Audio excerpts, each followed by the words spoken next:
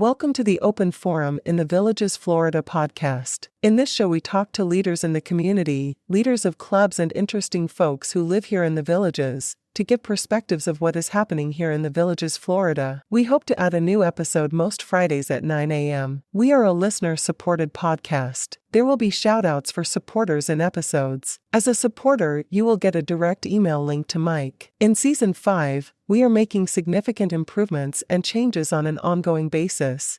How can you support our podcast?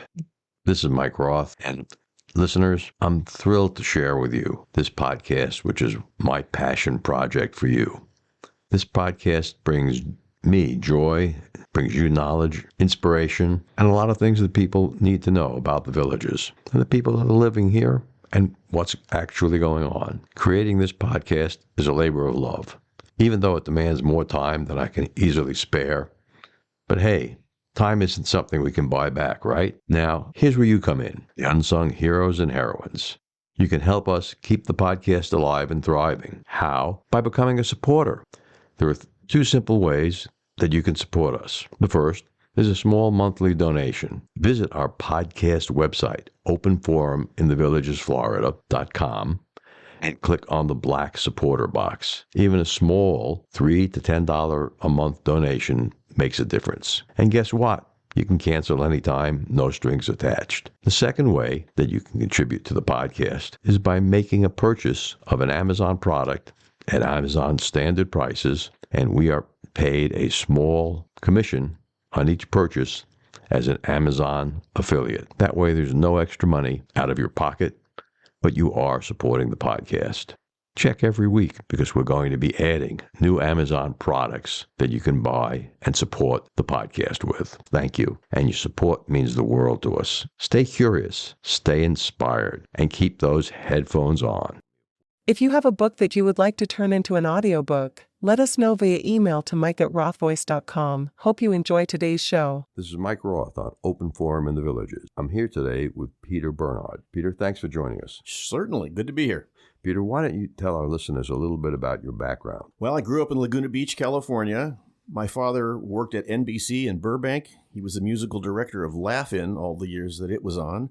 And so I got the bug for television. Mm-hmm. So I struck out on my own and visited a whole bunch of stations, TV stations in the West Coast, and I finally got a job in Pocatello, Idaho. And the rest is history. Pocatello, Idaho. Yeah. I did stories about potatoes. No, I did some. There's a great commercial. I think it was a Super Bowl commercial about Potato Beach. Mm-hmm. Couch Potato Beach. I saw that, yeah. Kind of odd looking. It was very odd. Yeah. One of the best things about Super Bowl is always the commercials. Right on. Okay. So, Peter, why don't you tell our listeners about what your opinion is of the current state of media in America? Well, I come from an interesting perspective because I've been a TV reporter for 40 years. I retired in 2020, just before COVID went crazy. My opinion is that it's not like the good old days. When I was learning how to be a journalist, we were always told to be unbiased and to not state your opinions on television. Mm-hmm. With the advent of cable TV and the advent of MSNBC and Fox and OAN and Newsmax, you name it, what's going on in cable TV kind of is embarrassing to me. In that when you report the news, you're not supposed to interject what you think about it. Unfortunately, the CNNs of the world, the MSNBCs, they have decided to throw that rule book out the window. So there are too many people, in my opinion, that are on television that are not really good, solid journalists. And, I know the names are going through your mind right now, but those guys, in my opinion, are not TV news journalists. They are personalities, the Tucker Carlsons of the world, the Rachel Maddows of the world. So I think generally we have got a fractured society, and I blame it on the media infrastructure that we have right now. I remember growing up and watching Walter Cronkite. Mm-hmm. And he was quite a guy. Yeah. I got to meet him one time. Oh, fantastic. Yeah, I had sold CBS in Manhattan, a very large set of computer disks and disk drives when they were quite a thing. And one day I was up in the offices and I'm walking through and I was in front of Walter Cronkite's office. So I walked in and said hi to him. Nice. Nice. Yeah. Well, I think he would roll over in his grave if he saw what was going on now. Oh, yeah. Huntley and Brinkley, Huntley Brink. I love those guys. So I grew up watching that. I still like Lester Holt and the lady on CBS whose name's escaping me right now. I think generally people like that are doing a fairly good job of trying to remain unbiased. But when I tune past the cable channels, I can't even watch it anymore. It's not television news. Right. Well, it's not even-handed. No. And when some of them just make up stories, that's really terrible. Well, it's terrible. I don't want to pick on Fox, but you remember they were recently told to pay $878 million for falsifying information about one of the Dominion's voting machines. Well, to me, that was a stake in the heart for them. I'm sure there are other broadcasters out there who have made up things and they haven't been caught. Hopefully they will, but it's disturbing to me when I see that. Mm-hmm. Well, if you know a lot about computers, you know that most systems can be hacked. Yep. Okay. Yeah. And, whether or not Dominion is 100% clean is... We may never know. We'll never know. We'll never know unless there's a tremendous breach and someone releases code. Right. And then the hackers will take it apart and tell us whether it's real or not. I'd like to get back to the day when you just tell the story. Fox's slogan is, "We report, you decide." I'd like to see that again. Mm-hmm. I'd like to see some honesty in the news, and I really liked that there was always a FCC requirement to present one side of the story and then the other side of the story. Yeah, that was called the Fairness Doctrine. That Fairness Doctrine, I was very sad to see that go. Yeah. Yes and no on that. I don't like government intervention in private affairs. I would like to think that the networks would do the right thing because that's what they're supposed to do. So to have the government come in and say, you need to do this, as a broadcaster, former broadcaster, I don't like that. Mm-hmm. Well, I think there's a difference between public airwaves, radio and television in the traditional sense, and news that's delivered via the internet, which is, in quotation marks, a private carrier. Agreed. But we'll never fix that here. No. Why don't you tell us about what you think social media has done in shaping the public's perception about government and candidates? It's been a good thing and a bad thing. The good thing is that I think it has brought the populace to think about and get involved in what's going on in our society today. And to that end, I like it. I think a lot of people are pacifist and they sit back, and social media like X, formerly Twitter, Facebook, and all the others have got people involved. Now, the downside is you can hide behind a keyboard and essentially say what you want without having to fear repercussions. And, we live in a free society, so you should be able to say what you think. But there are consequences to what you say. So you may spout off on some subject and maybe not be fully informed, and you just say what you want. And there's somebody on the other end that is seeing that, and perhaps they take it at face value and they believe it, and then they run with it. And now it's like the telephone game. One person tells another and tells another and tells another. And now we've got this runaway falsehood that is just running rampant. It's like a fire that just catches on an ember and goes and goes. Right. The difference between reality and truth and what's purported as reality and truth has become immense. In the current election cycle, I keep questioning in my own mind why small states like Vermont and Iowa, in terms of population, get to pick which candidates we get to choose from. It's been crazy. I don't like the system the way we've got it. The caucus system, the Electoral College. If Peter Bernard was king for a day, I'd throw it all out. I would make every primary in America on the same day at essentially the same time, so that the people could pick which candidates were going to go on and be running for president or vice president. I like that. Mike, I'll take it one step further. I think the party system needs to go. Without stating my opinions on the way things are, I think it's not correct that I have to pick either being a Republican or a Democrat. I know you can be independent also, but there are things that the Republicans say and do that I raise my hand and say, right on, right on. There's things that the Democrats say and do that I go, you know what, I agree with you on that. Why can't I just be a little bit of both? I have to pick a side. I don't get it. Well, the deeper problem is that we, in Congress, and the Senate, we don't have term limits. We should have term limits for them, and we should have term limits for even the Supreme Court. Hear, hear. Whether it's 20 years or 25 years, that's long enough. I agree. Even the local people have term limits. You can't be a mayor in some towns for more than maybe 1 or 2 terms. The president can serve 2 4-year terms. That sounds pretty good, but in Congress they don't. The reason is because they vote themselves on what it's going to be. They have their own health care plan, but not every American has a health care plan. And it's nowhere near as good as theirs. Oh, right. And it's lifetime. You serve one term and you've got care for life, health care for life. What a gig. What a gig. I don't know. We have to change the political system. Hear, hear. And put term limits on. And I think we need to allow the populace, the entire population of the country, pick which candidates are actually running. How about this as a concept, Mike?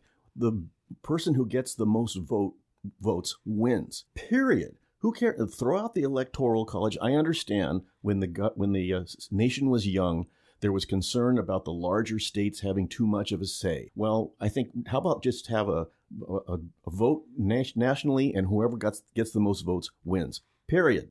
That raises other questions that I don't want to touch. But knowing at least one person who has served in the Electoral College. Electoral, yes. It seems like that's a fair way to represent the way each state voted. Okay, well, let's move on to another question. What was your favorite part about being a reporter of the news for over 4 decades? It's an easy question to answer. I loved when I would do a story and it would affect change in society. I would expose a bad guy. I would tell somebody about a person who's torching houses in the neighborhood.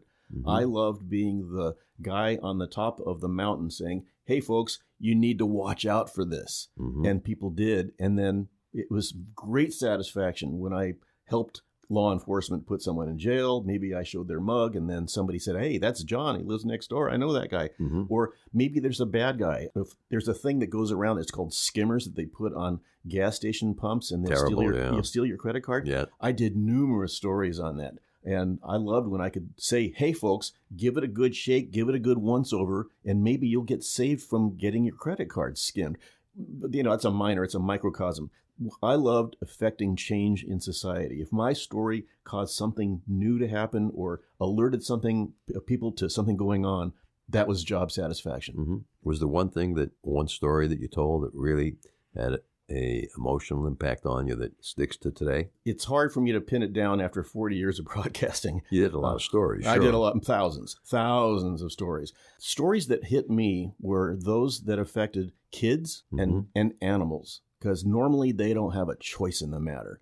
A kid who was abused, I can't tell you how many stories I did about babies with broken bones, and the parents were the ones that caused it. I get a tear now thinking about that. Little baby, innocent, doesn't have any preconceptions of how the world's going to be, and their parents are turning against them? Holy crap, I don't get it. Stories about unnecessary gun violence. I got so numb to it, Mike, that when I was sent to stories about somebody shooting someone, I could write it before I got there. But I had to really boil it down and not be so jaded and say to myself, you know what, this affected someone's life. And it doesn't matter if it's in the hood or if it's in some rich society. Somebody just took someone's life because they got so mad that they grabbed a gun and shot him.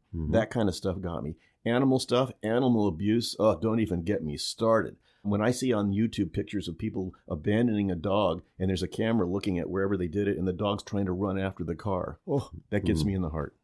So do you own a dog? I own 2 cats. I just got them 3 weeks ago.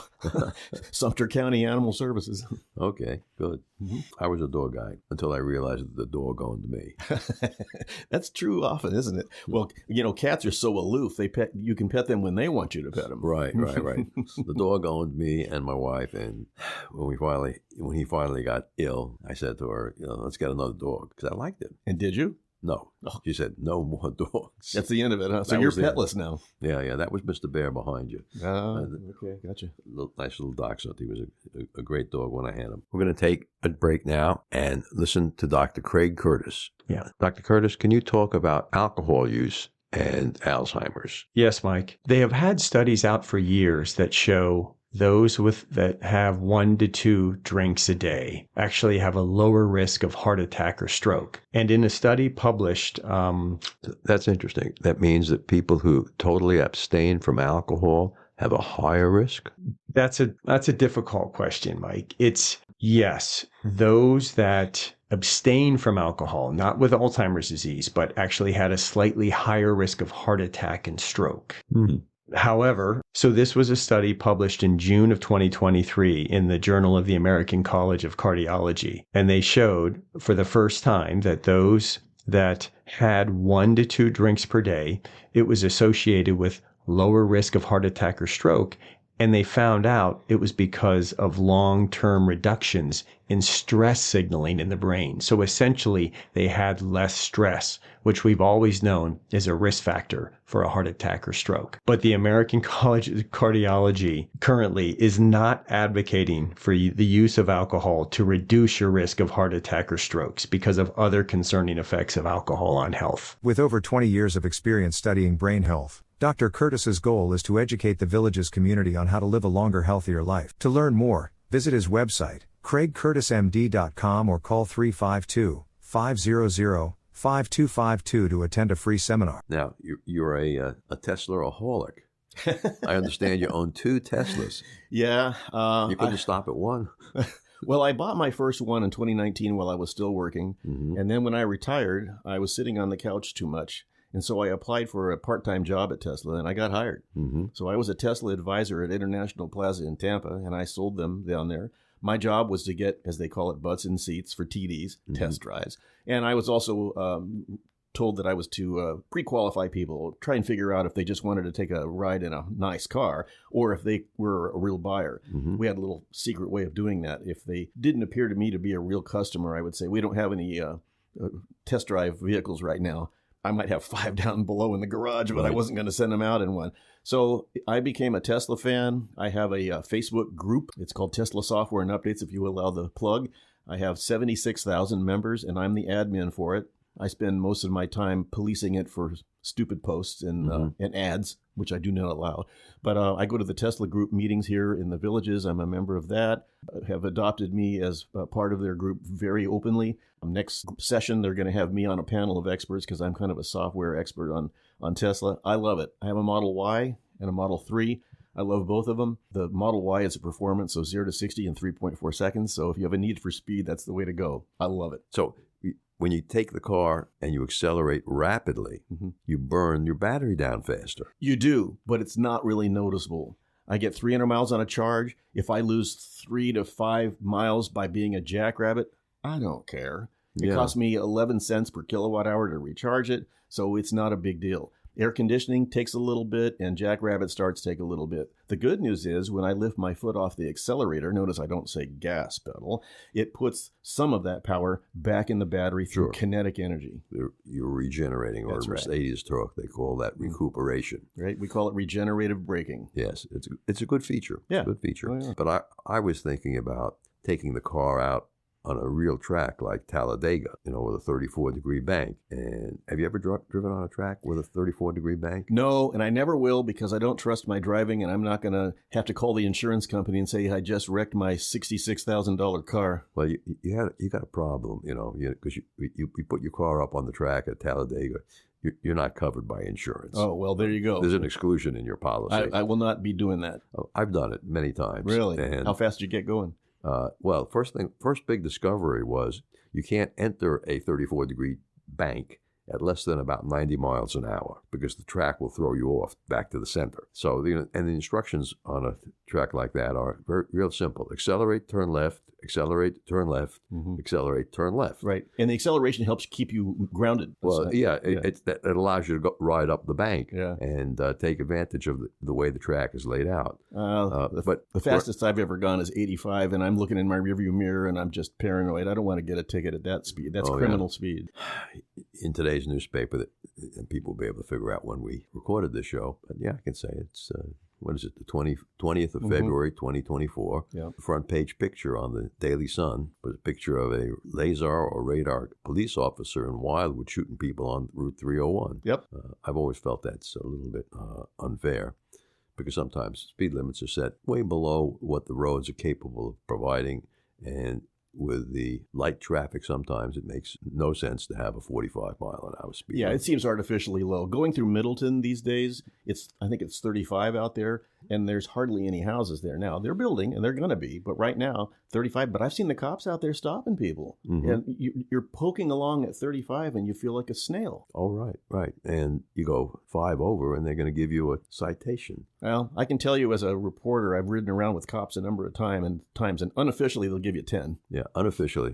Some will, some won't. Depends on if they've had their coffee in the morning. Right, and if they have a so-called quota to hit. I don't think they do. On that note, I think that attitude counts for a lot. If you're belligerent with them as they approach your car and you don't roll down your window and you're one of these soft-sit baloney that you've probably seen on the internet, if you're cooperative and apologize and are nice, you have a better chance of not getting that citation. Oh, that's good advice. Yeah. That's good advice. So you bought your first Tesla 4 years ago? 2019, yep. Okay.